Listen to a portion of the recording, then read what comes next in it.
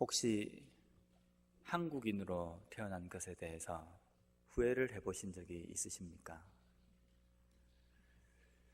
한국인으로 태어났기 때문에 후회가 된다는 것보다는 미국 사람으로 태어났으면 얼마나 좋을까라는 생각은 종종 해봅니다. 왜냐하면 죽었다 깨어나도 영어가 잘 안 되기 때문입니다. 어릴 때부터 내가 미국에서 태어나서 내가 영어를 썼다고 한다면 이 고생을 안 할 텐데 라는 생각을 좀 합니다. 제가 예전에 어느 장소에 가서 복음에 대한 어떤 그림을 본 적이 있습니다. 성경에 나와 있는 내용을 그림으로 그린 것인데요, 그 그림 중에 한국화입니다. 근데 그게 보니까 예수님과 제자들이 예수님의 말씀을 듣는 어떤 장면을 그린 그림이 있었습니다. 근데 그 그림을 가만히 보니까 예수님이 갓을 쓰시고 도포를 입고 그렇게 서 계신 겁니다.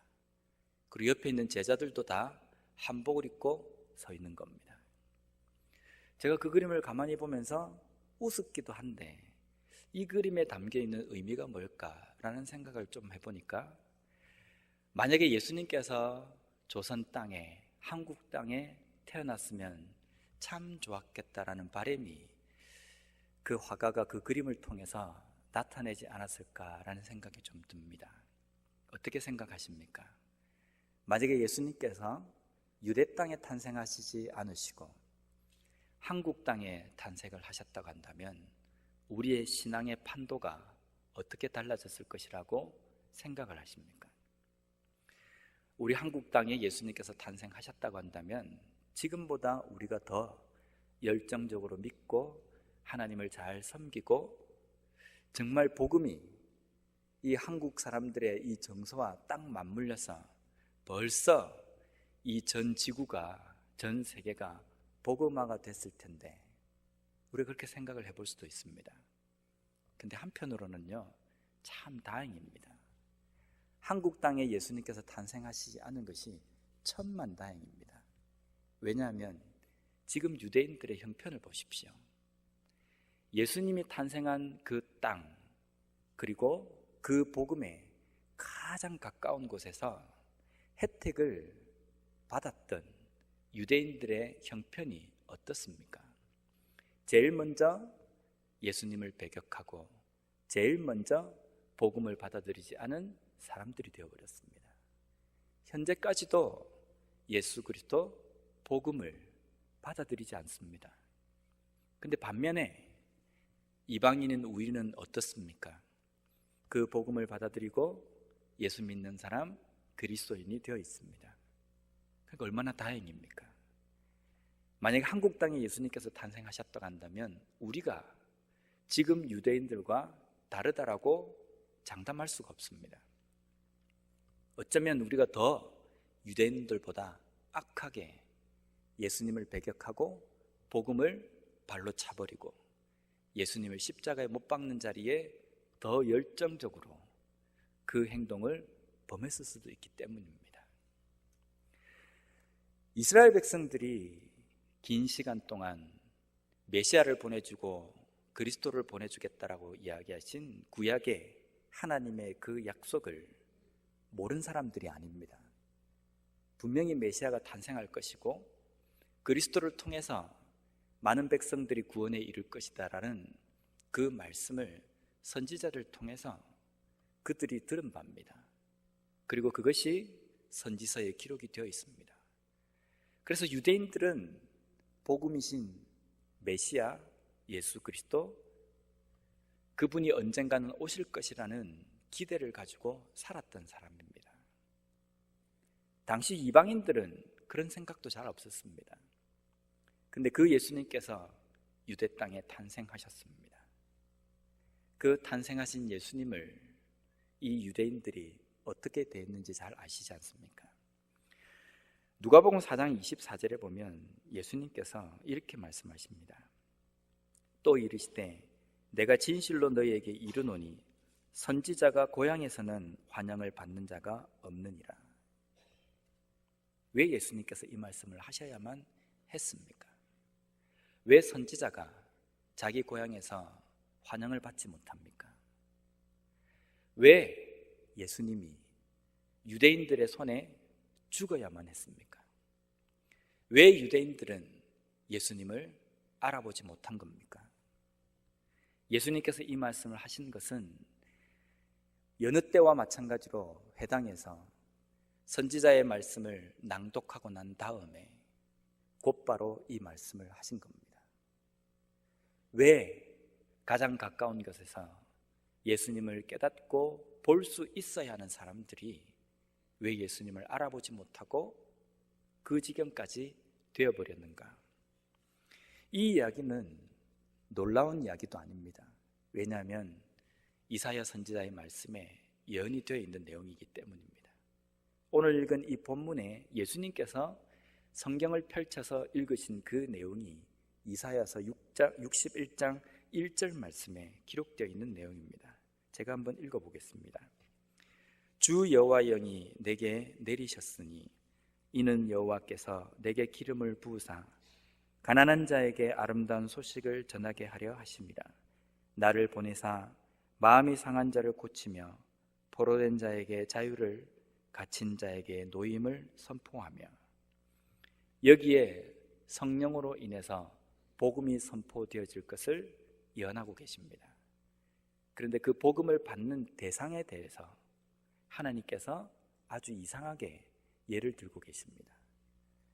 성령으로 인하여서 복음이 선포되어지는데 그 복음을 받는 사람들, 받아들이는 사람들은 가난한 자, 갇힌 자, 억눌린 자라는 겁니다.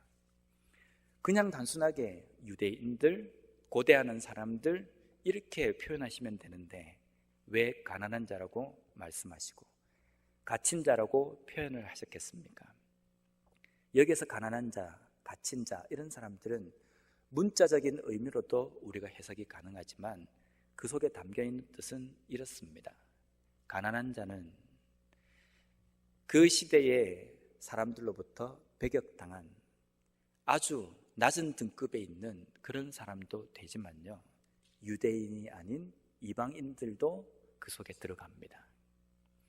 예수님께서 사역하시면서 마지막 말세가 되면 이런 일이 일어난다라고 이야기하시면서 예를 든 것이 있습니다.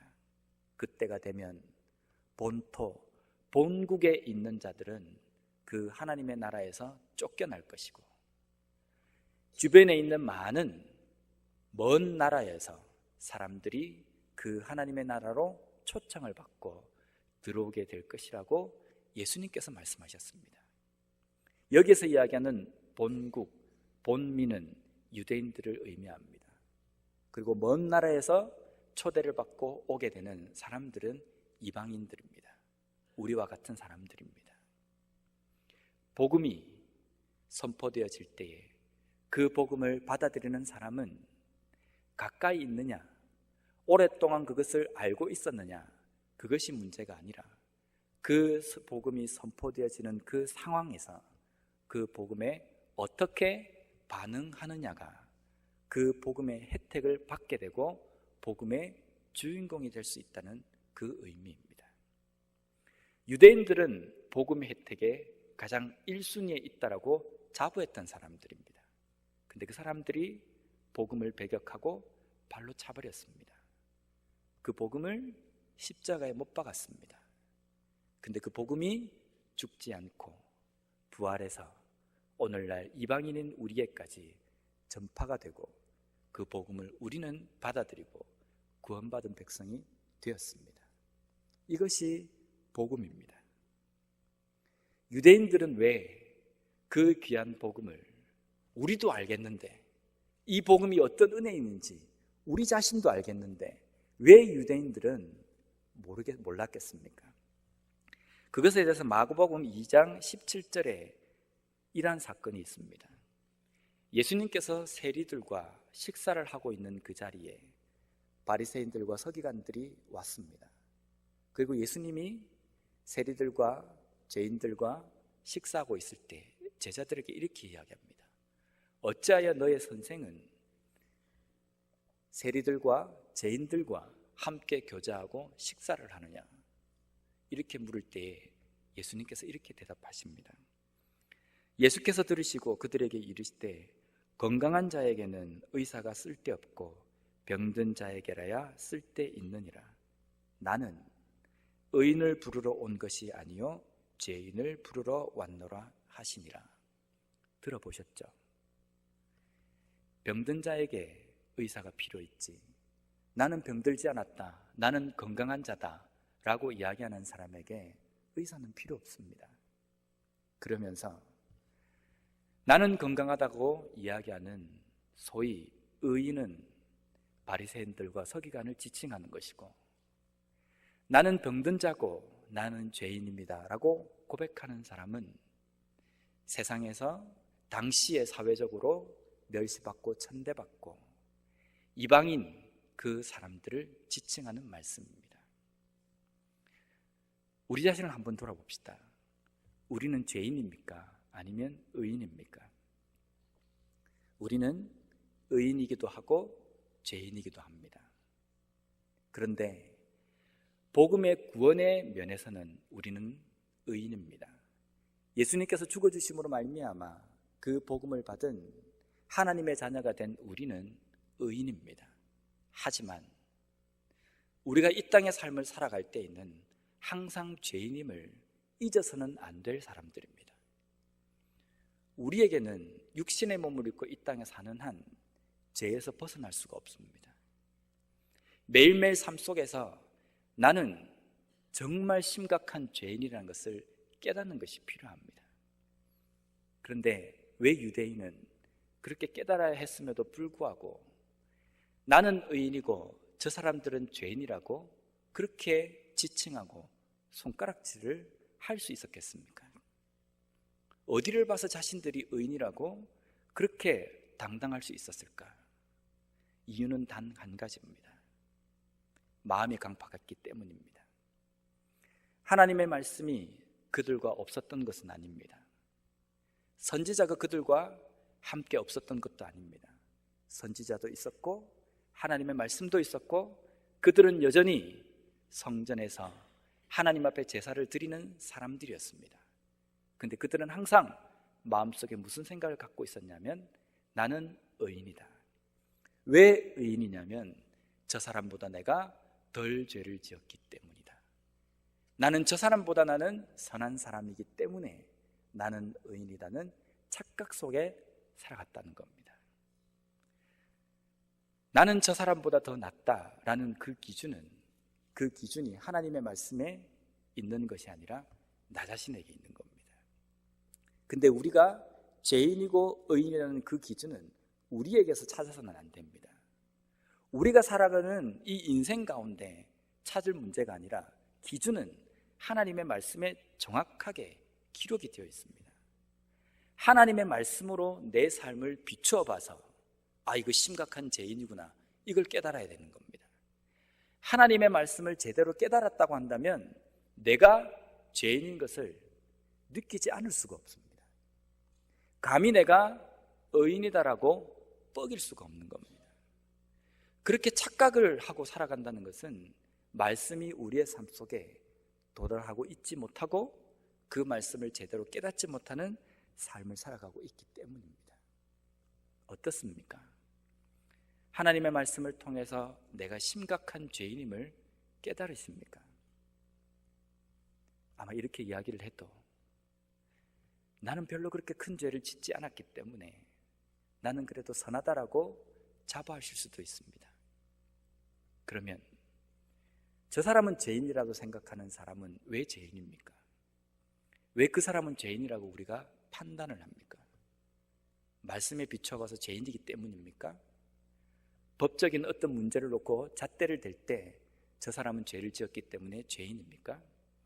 그렇게 똑같은 방법으로 똑같은 그런 룰로 적용시켜서 나를 정확하게 한번 재보십시오.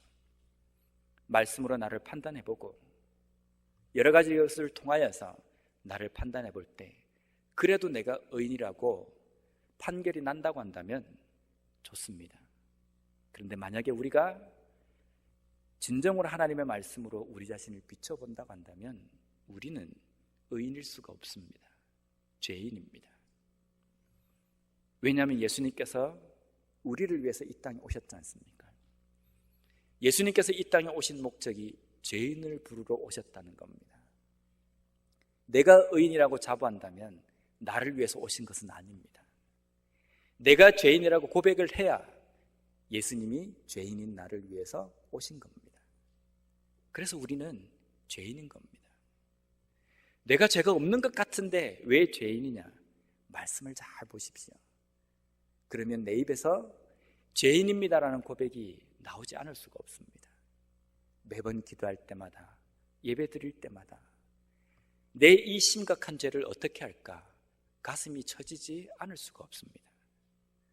만약에 내가 내 삶을 살아가면서 그런 경험이 없다고 한다면, 최근 그러한 답답함이 없다고 한다면 어쩌면 심각한 중병에 들어있을 수도 있습니다. 암이 중병이 아닙니다.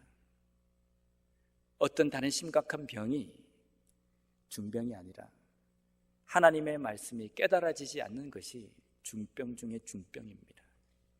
예배를 드려도 아무런 느낌이 없고, 말씀을 대해도 나에게 하는 말씀으로 다가지 않는 것은 병 중에 최악의 병이 걸린 상태입니다. 왜냐하면 유대인들이 그 병에 걸려 있었기 때문입니다. 유대인들이 그 병에 걸렸기 때문에 하나님의 말씀이 선포되어지고, 선지자들 통해서 선지자들이 목숨을 걸고 외쳤음에도 불구하고 말씀은 여전히 자기들과 멀리 있는 것이라고 생각하고 살아왔기 때문에 성경에 기록되어 있는 그 메시아를 알아보지 못했습니다. 마태복음 4장 15절 16절 말씀을 보면 이렇게 기록이 되어 있습니다.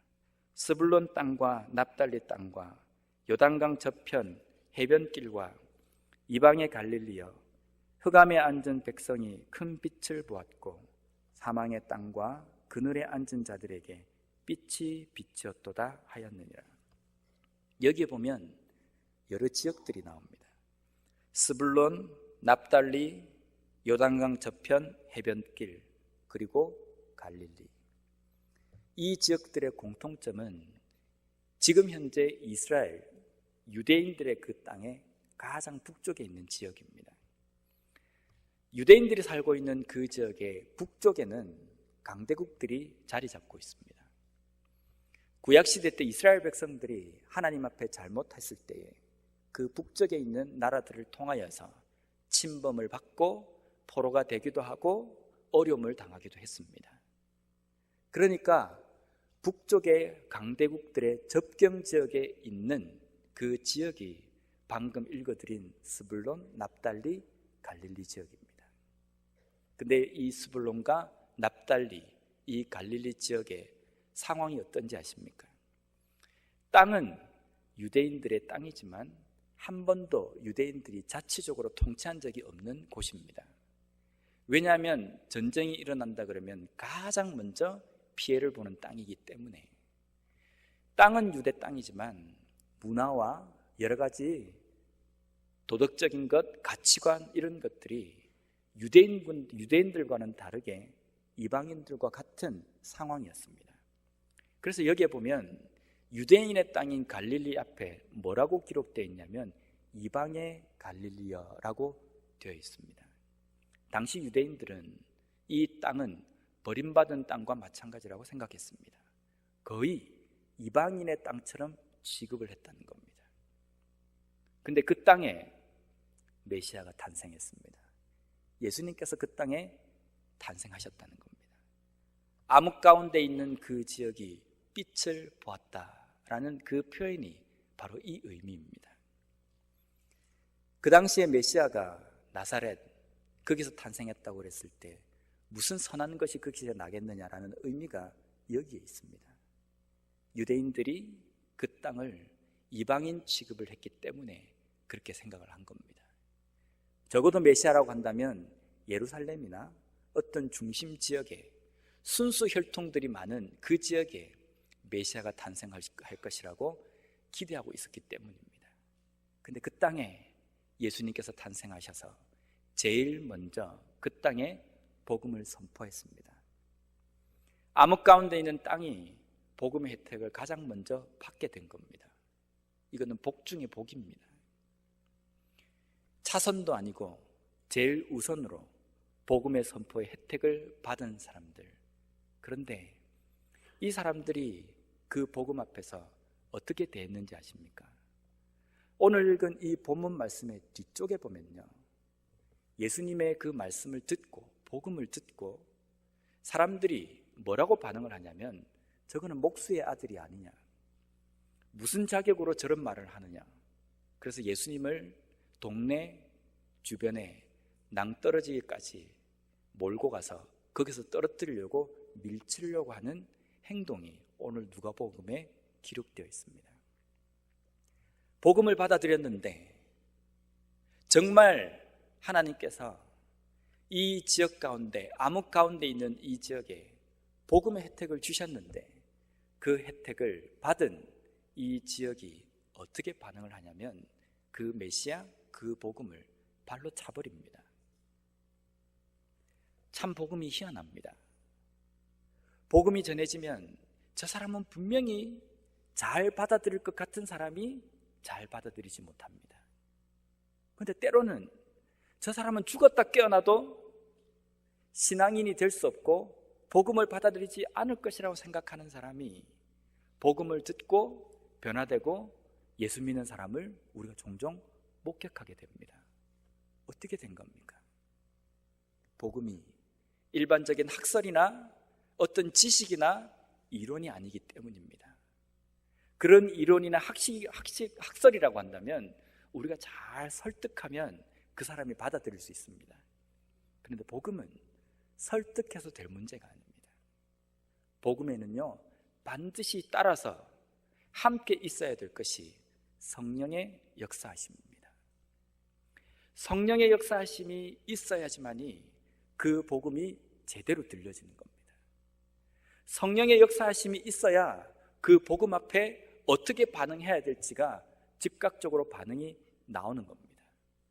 성령의 일하심이기 때문에 우리 인간의 눈으로는 불가능한 사람이 받아들이게 되고, 우리 인간의 눈으로 봤을 때는 1%만 더 저 사람에게 전해지면 예수 믿는 사람이 되겠다라고 생각하는 그 사람이 죽어도 믿지 않는 것이 이유가 거기에 있습니다.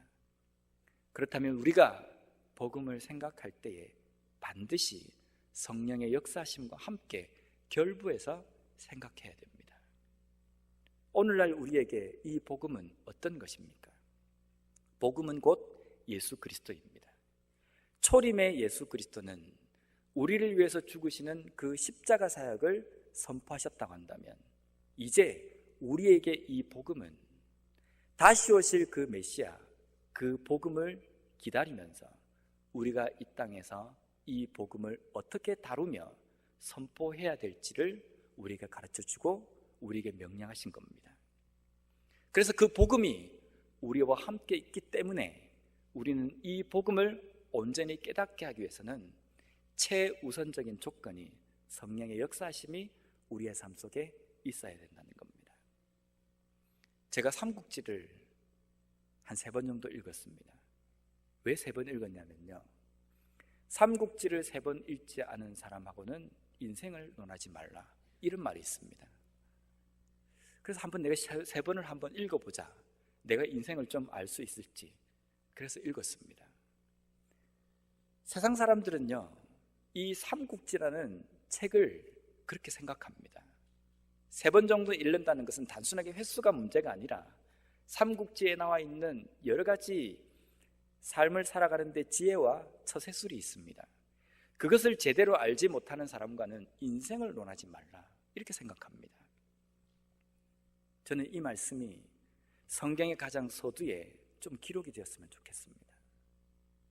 성경을 하루라도 읽지 않는 사람, 성경을 제대로 읽지 않는 사람과 신앙을 논하지 말라, 믿음을 논하지 말라, 하나님의 역사하심을 입에도 올리지 말라, 이렇게 좀 쓰여졌으면 좋겠습니다.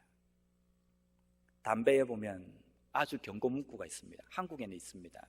이것은 폐암을 유발하며 각종 암의 원인이 됩니다. 뭐 이렇게 적혀 있습니다. 우리가 성경 앞에도 그런 문구가 적혀 있으면 좋겠습니다. 성경을 읽지 않은 사람은 믿음에 대해서 논할 자격도 없고, 성경을 보지 않는 사람은 하나님의 역사하심과 일하심에 대해서 말할 자격이 없다. 그렇지 않습니까? 하나님의 일하심과 하나님의 역사하심을 무엇을 통해서 알 수 있습니까? 하나님의 뜻이 어떻다는 것을 우리가 어떻게 말할 수 있습니까? 어디에서? 성경에 기록되어 있습니다. 하나님께서 그냥 단순하게 우리에게 어떤 부담감을 주기 위해서 이 두꺼운 책을 우리에게 주신 것이 아니라 읽으라는 겁니다. 그 안에 내가 하고 싶은 말이 다 들어있고 앞으로 어떻게 살아야 될지도 다 들어있으니까 제발 좀 보라는 겁니다. 그래서 우리에게 말씀을 주신 겁니다. 근데 이 말씀을 오늘날 우리가 어떻게 취급을 합니까? 많이 읽고 적게 읽고 그 차원이 아닙니다. 오늘날 우리는 성경을 읽지 않아도 믿음에 대해서 단호하게 이야기하기도 합니다. 말씀을 깨닫지 못했음에도 불구하고 하나님의 역사하심이 어떻고 저떻고 하나님의 일하심이 이렇다 저렇다라고 이야기하고 목에 핏대를 세웁니다. 가당치나 하는 일입니까? 하나님의 뜻을 알지 못하는 사람이 어떻게 하나님의 역사에 대해서 이야기할 수 있고 주장할 수 있다고 생각합니까? 어디에서 그 정보를 얻으셨습니까? 주워 들은 건요? 주워 들은 것으로 우리가 이야기한다고 한다면 우리보다 종교학자들이나 기독교를 비판하려고 하는 사람들이 성경에 대해서 더 많이 합니다. 그 정보에 대해서 더 빠삭합니다. 근데 우리는 주워 들은 것으로 신앙생활을 할 수 없습니다. 그냥 귀로 들은 것으로 우리가 믿음 생활, 하나님의 역사하심을 볼 수가 없습니다. 우리가 하나님의 뜻을 볼 수 있고 하나님의 역사하심과 일하심을 볼 수 있는 방법은 말씀밖에 없습니다. 그런데 문제가 있습니다.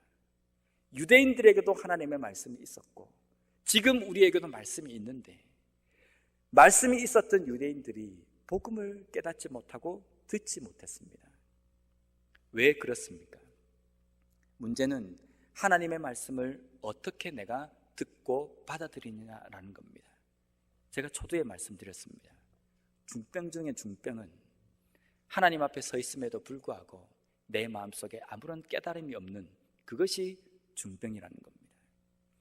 우리는 하나님의 말씀을 살아있고 운동력이 있고 역사하셔서 내 관절과 골수를 쪼개고 후벼판다라고 우리가 고백합니다. 정말 그렇습니까? 하나님의 말씀을 펼쳐서 읽는데 내 심령이 쪼개지면서 골수가 쪼개어지고 심령이 파헤쳐지는 그런 느낌을, 그런 체험을 말씀을 읽을 때 하십니까? 적어도 말씀을 읽는데 만약 그런 것이 안 와닿는다고 한다면 답답해서 미칠 지경까지 오는 느낌이라도 있어야 됩니다. 하나님의 말씀이 어떤 것이 깨달아지지 않다면 안 깨달아진 나 자신이 답답해서 죽을 지경까지 느낄 수 있어야 됩니다. 근데 우리는 하나님의 말씀을 대하고 하나님 앞에 서 있음에도 불구하고 우리는 여전히 고자세입니다. 뻣뻣하게 고개를 들고 하나님 앞에 마치 우리가 의인인 양 앉아 있습니다. 과연 그것이 제대로 된 예배이며 제대로 된 하나님의 백성들의 자세라고 생각하십니까? 오늘날 이 시대가 당시 복음이신 예수 그리스도를 발로 차버린 그 유대인들과 다르다고 생각하십니까? 똑같습니다. 어쩌면 더 심할지도 모릅니다.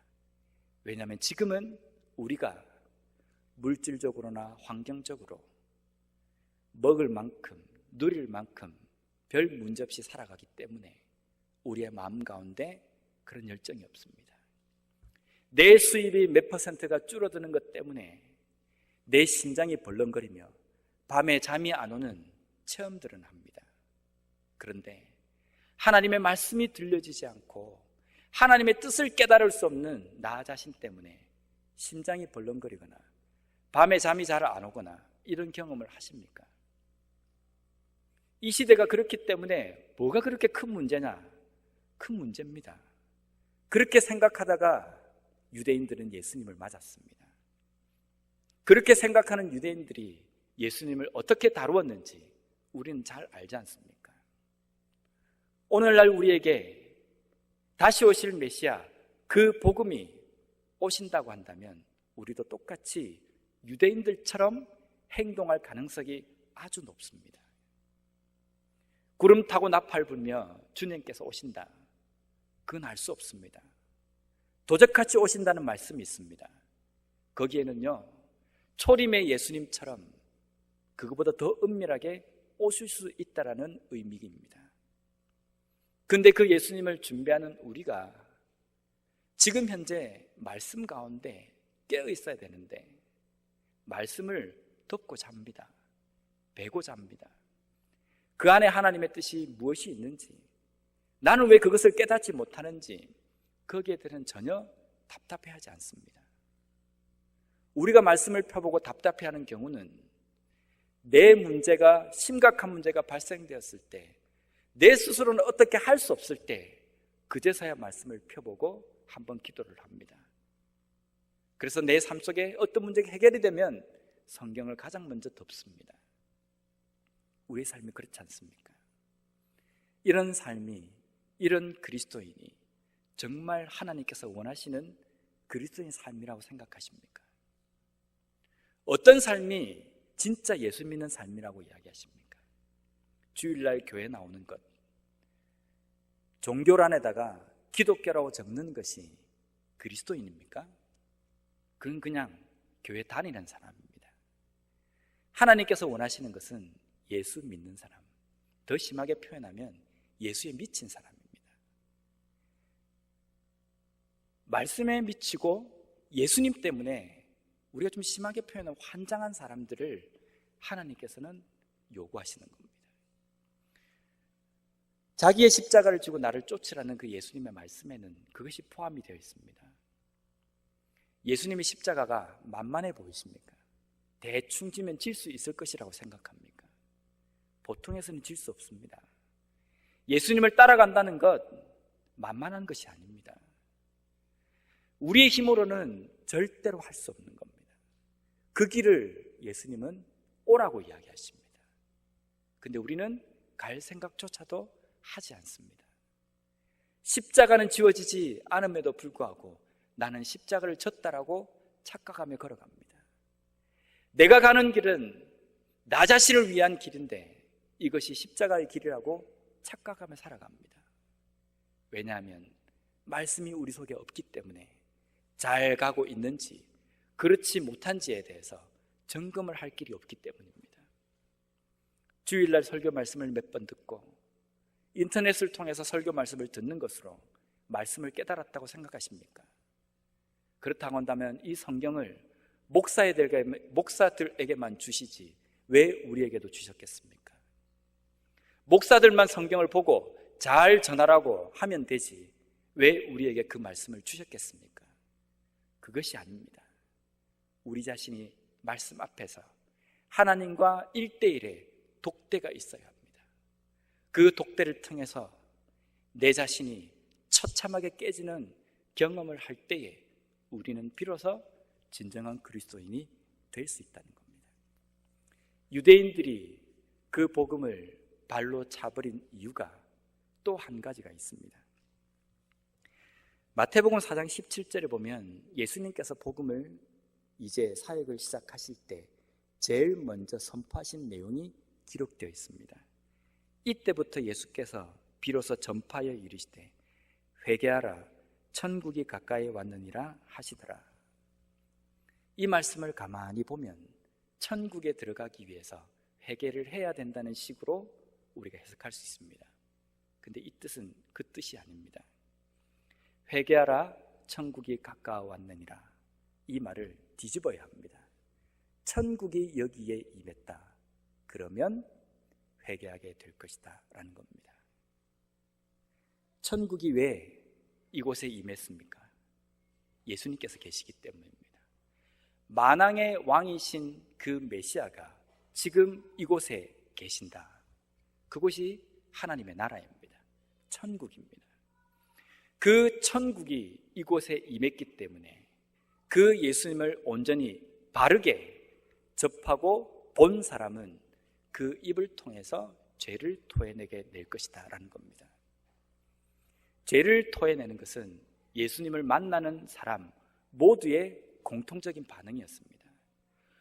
사도시대 때에도 복음을 받아들인 사도들이 전한 그 복음을 받아들일 때 제일 먼저 사람들이 변화된 것은 그들의 죄를 자복하는 것이었습니다. 예수님을 만난 사람마다 그들의 공통점은 그들의 죄를 보게 되고 그들의 죄를 예수님 앞에 토해내 놓는 작업이었습니다. 지금 유대 땅의 갈릴리에 예수님이 나타나셨습니다. 이 갈릴리에 일어날 그 다음 일은 예수님을 제대로 봤다고 한다면 그들이 얼마나 심각한 죄인인지 모든 사람들이 예수님 앞에 꿇어 엎드리고 자복하며 자신들의 죄를 토해내야 됩니다. 그런데 그렇게 하지 않습니다. 오히려 예수님을 죽이려고 합니다. 왠지 아십니까? 찔림은 있는데 그 찔림에 순종하지 못했기 때문입니다. 우리는 말씀을 듣고 말씀을 읽을 때 찔림은 잘 받습니다. 야, 오늘 이 말씀을 통해서 내가 좀 찔림을 받았다. 우리는 그 느낌을 가집니다. 근데 그 다음에 어떻게 하십니까? 그 찔림을 어떻게 다루십니까? 어떻게 처리하십니까? 나에게 이 찔림을 주시는 분이 목사가 아니라 하나님이십니다. 하나님이 내 심령을 지금 찌르신 겁니다. 그 다음에 우리가 해야 될 것은 성령께서 내 삶을 뜨겁게 하셔서 하나님 앞에 내 죄를 회개할 수 있도록 하나님 앞에 맡기는 겁니다. 그래서 내 입을 통해서 진정으로 예수님을 만난 사람의 반응처럼 내 죄를 자복하는 작업이 있어야 됩니다. 그것이 하나님의 말씀 앞에서 내 골수가 쪼개지며 내 심장이 후벼 파지는 그런 역사가 일어나는 상황입니다. 근데 우리는 단순하게 그 찔림으로 끝나버립니다. 유대인들이 그랬습니다. 바리새인들과 서기관들과 대제사장들과 장로들이 왜 예수님을 십자가에 못 박으려고 그랬냐면 너무 자신들을 찌르기 때문입니다. 찔림이 너무 많기 때문에 꼴배기가 싫은 겁니다. 그래서 예수님을 죽여버리려고 한 겁니다. 우리가 찔림에서 끝난다고 한다면 계속 찌르는 예수님을 우리도 이렇게 하지 않는다는 보장이 없습니다. 왜냐하면 우리가 말씀 앞에 귀가 닫혀 있고 눈이 닫혀 있으면 아무리 이야기해도 찔림은 받는데 그 다음 액션이 없기 때문에 그 찔림을 주는 그 말씀을 어떻게 할지 우리들은 모른다는 겁니다. 하나님께서 우리에게 주신 그 말씀, 그 복음은 이런 성질이 있습니다. 지혜가 있다고 해서 내가 좀 착하다고 해서 복음을 잘 받아들이는 게 아닙니다. 성령이 내 속에 역사해야 느껴지고 깨달아지고 보여지는 겁니다. 그것이 복음의 성질입니다. 내가 믿음 생활 오래 했다고 자부하십니까? 우리 집안은 몇 대 동안 신앙생활 했다고 자부하십니까? 내가 직분이 어떻다라고 그것 때문에 나는 어느 정도 믿음적으로 좀 성숙한 사람이라고 자부하십니까? 예수님 당시에 몇 대를 신앙생활한 유대인들이 수두룩했습니다. 종교 지도자들도 많이 있었습니다. 대제사장 출신들도 많이 있었습니다. 24시간 성전에 사는 성전 관리자들도 있었습니다. 근데 그 사람들이 자기들의 손으로 복음을 배격하고 예수님을 십자가에 못 박았습니다. 만약 우리가 그것을 자랑하고 그것에 자부하고 그것으로 만족한다면 우리 손으로 복음을 어떻게 할지 아무도 모릅니다. 중요한 것은 오늘 이 시간에 내가 하나님의 말씀을 대할 때에, 하나님의 뜻 앞에 설 때에, 예수님 앞에 설 때에 나는 어떤 모습으로 내가 서 있느냐, 나는 나 자신을 의인이라고 생각하느냐, 아니면 예수님 앞에 서니, 말씀 앞에 서니 내가 이만큼 죄 있는 것을 내가 깨닫지 못했구나 라는 그 마음이 느껴져야 합니다. 그것을 느낄 때에 성령께서 그 말씀을 통해서 우리에게 역사하신 겁니다.